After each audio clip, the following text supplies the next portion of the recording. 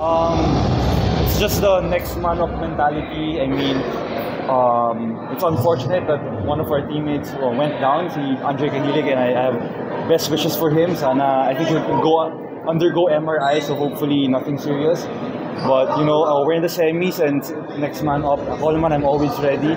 I'm just waiting for my number to be called, and I'm glad na today I was called to play, and you know, I'm always ready. And you know, some big games like this, I always wanna show up and play. But as a team, ano yung parang nag-click sa inyo?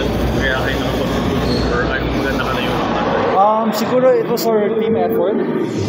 We also limited their scorers, sila RJ, and you know, yung nag-viewing kami nung game 3 namin, it was just our lack of effort. So yun yung tinatry namin to improve each game.